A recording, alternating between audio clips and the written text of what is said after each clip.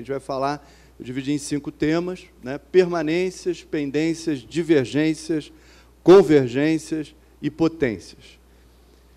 Então, começando pelas permanências, né? Esse aqui é o desenho consagrado do plano piloto, em que você tem os eixos principais, né? Hoje, Avenida das Américas e Ayrton Senna, e aqui uma lista de funções que ele gostaria que acontecesse em cada parte do plano. O plano foi em junho de 1969, é publicado, né, no Diário Oficial, por Lúcio Costa. Lúcio Costa, um grande arquiteto que já tinha feito, entre outros projetos, né, participou da obra emblemática do Palácio Gustavo Capanema, originalmente Ministério da Educação e Saúde Pública, e principalmente o projeto urbanístico de Brasília, inaugurado em 1960. E aqui um dado importante é que o plano começa, né, aqui na Avenida das Américas. O Jardim Oceânico já existia um plano anterior, que foi preservado, e lá no final o Recreio também, né, de uma escola completamente diferente da escola do movimento moderno. Enfim, e aí qual é a permanência do plano? Qual é a estrutura do plano que a gente pode observar até hoje, né?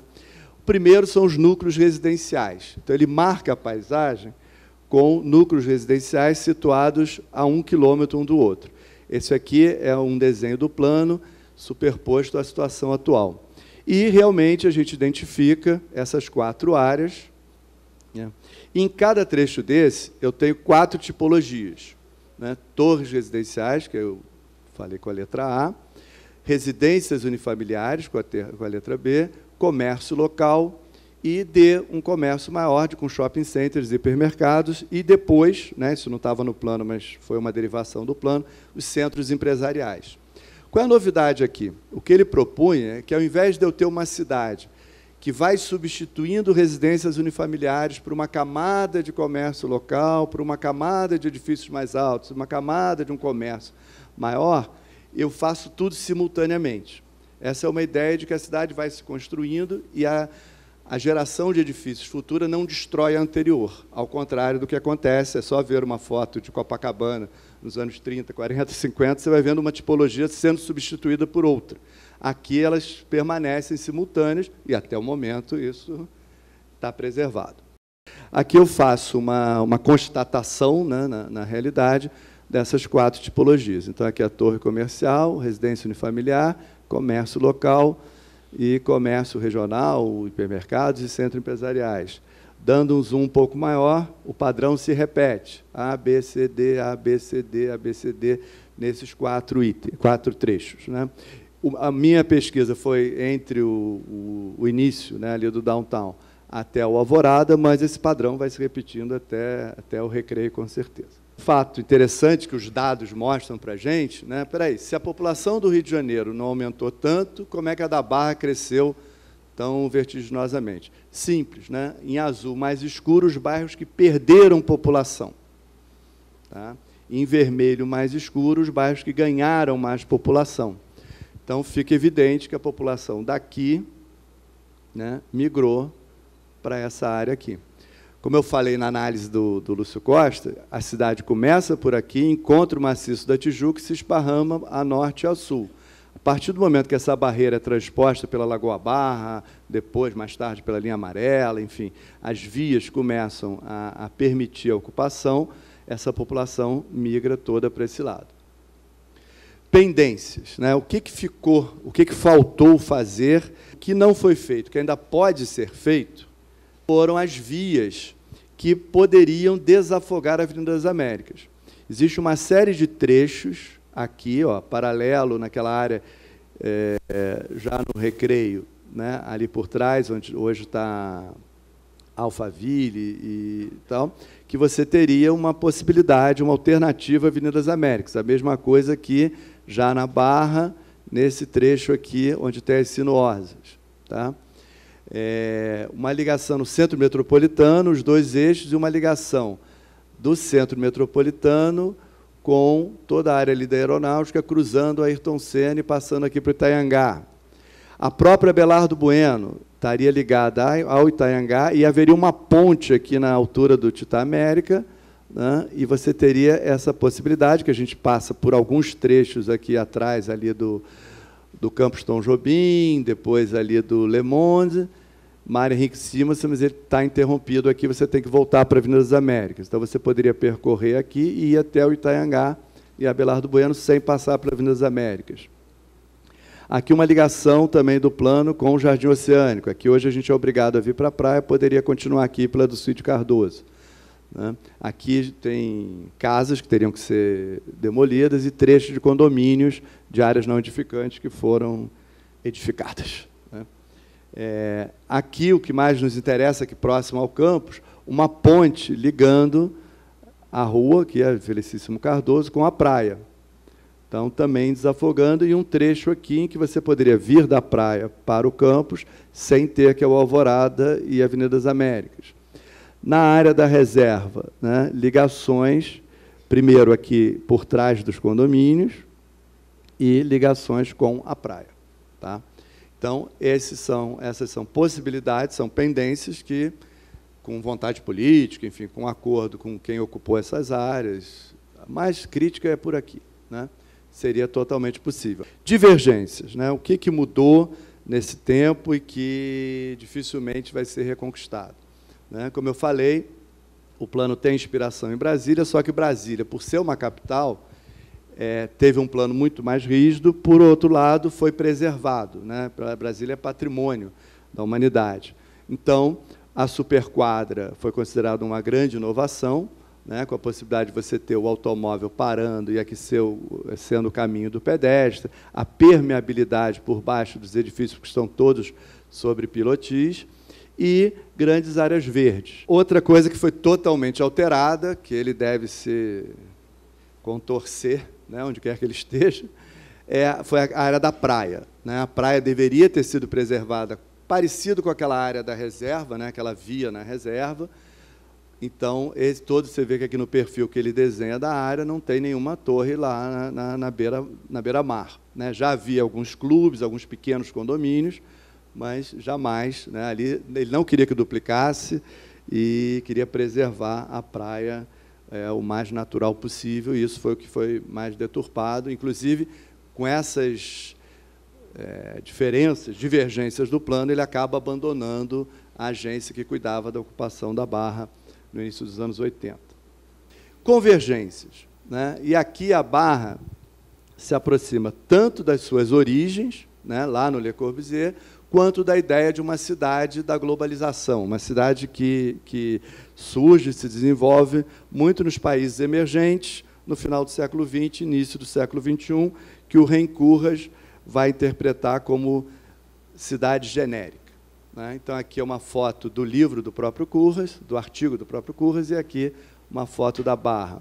Aqui uma foto da origem lá do Le Corbusier em 1922, do que ele entendia como uma cidade ideal para se morar, e aqui o que a gente tem na Barra da Tijuca hoje, essa foto é bem atual, né, ali na área do Riviera e do Mediterrâneo.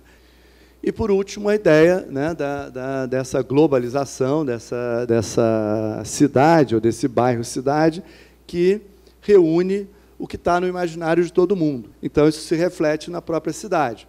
Mas eu começo, obviamente, essa comparação com Miami, que é o exemplo mais citado, né? E de fato, né, a gente sabe que muitos moradores, muitos brasileiros vão a Miami e depois passam a querer reproduzir aquela realidade como se isso fosse possível na sua integralidade, né? Aqui, esse imaginário é importado para a Barra da Tijuca, mas ele não vem só, né, de Miami para o Rio, sim no mundo inteiro. Aqui é uma imagem de um subúrbio chinês, e aqui é a área da Ponte Lúcio Costa e Ponte Oscar Niemeyer, né? E aqui um padrão do que a gente vê anunciado comumente hoje em dia, né? Outra questão diferente embora eu tenha um eixo forte, né, viário, cada condomínio acabou realizando a sua própria urbanização, o que gerou, eu chamo isso aqui de híbrido, né? Parece que tem um caule que sai em diferentes galhos, diferentes espécies desse caule central, né, que é a árvore que o Christopher Alexander cita, né? Então, hoje, tudo muito pendurado aqui na Avenida das Américas, com as outras vias não realizadas, né? Isso gerou também esse tecido urbano aqui, essa textura diferente de qualquer outra cidade que a gente conheça, né, Alder? Em que a iniciativa privada define o desenho urbano, né? Na verdade, o que está acontecendo aqui é isso, né? O empreendedor do condomínio é que vai definir o desenho da cidade, à exceção apenas das grandes vias principais. Para quem acha que a Barra da Tijuca cresceu rápido, essa imagem faz você pensar de novo, né? Olha o que é Dubai hoje. E agora as potências, né? O que pode ser feito? 50 anos é uma bela idade, né? Eu passei por ela há pouco tempo, né? E tal, e é a idade da maturidade. Você está no melhor estado, né, da sua vida, né? Só que aquilo que você acreditou até agora, né, mudou. O mundo mudou, né, o urbanismo mudou e a própria situação da Barra mudou. Então, hoje, eu trouxe alguns dados aqui para vocês, né, porque algumas vertentes do urbanismo, da arquitetura, né, e o Alder sabe bem o que eu estou falando, né, consideram que a gente teria área para a classe média na cidade já estabelecida, ou seja, a leste do maciço da Tijuca. Tem áreas no centro da cidade, na zona norte, na beira da Baía de Guanabara, que eu conseguiria colocar essa população e não precisaria criar toda essa infraestrutura e tudo mais. Só que 50 anos se passaram, essa decisão já foi tomada, né? Não tem volta, né? Não tem retorno. Eu posso acreditar que sim ou não, foi bom, foi ruim, mas, enfim, não é mais o caso, porque está dado. E quais são os dados que estão dados, né? A região administrativa hoje tem 365 mil habitantes, é uma previsão, tá? Seria mais ou menos a população do município de Vitória, no Espírito Santo. Quer dizer, a gente tem aqui, em volta da gente, uma capital de estado, né? Dos 5.570 municípios do Brasil, apenas 70 têm a população da região administrativa da Barra da Tijuca. Tá? Aqui eu estou incluindo Recreio, Jardim Oceânico, Grumari, Prainha, Vargem Grande, Vargem Pequena, tá? Itaiangá. O IDH da Barra é, numa escala que vai até 1, 0,959. Não existe nenhum país isolado, isso é índice de desenvolvimento humano, ou seja, nível de saúde, de educação, longevidade. Não existe nenhum país do mundo que tenha um índice maior do que o da região administrativa. Renda per capita, $40 mil anual, tá? É igual a da Bélgica. Antigamente se falava que o Brasil era Belíndia, metade Bélgica, metade Índia. Então, essa é a porção Bélgica do Brasil, tá? Do Rio de Janeiro, pelo menos, tá? E Hong Kong como país isolado. O dobro da de Portugal. E aqui, né, população adulta de 15 a 59 anos de idade. Todo mundo acho que já sabe, já se fala muito, do bônus populacional. O que é isso, né? O Brasil está no momento em que você tem mais gente produzindo do que não produzindo, ou seja, mais jovens como vocês, nessa faixa de 15 a 59 anos de idade, né, e menos gente acima de 59 e abaixo de 15. Nem sempre foi assim. Quando eu nasci, há 55 anos, né, a base era muito mais gente, criança, né, abaixo de 15 anos, do que todo o resto da população. Isso tem um custo, né? Hoje, é uma pena o Brasil ter entrado nessa crise, tomara que saia logo, porque esse é o momento da gente pular para outro patamar, né? Vocês produzirem e garantirem a minha aposentadoria, a aposentadoria do Alder, né, e o futuro dos filhos ou sobrinhos de vocês. Tá? Tá na mão de vocês. Então, vejam essa faixa, né? Ela está na Barra, Recreio, que é na região administrativa, São Conrado, Jardim Botânico, Humaitá. É aqui onde está a população mais produtiva do Rio de Janeiro.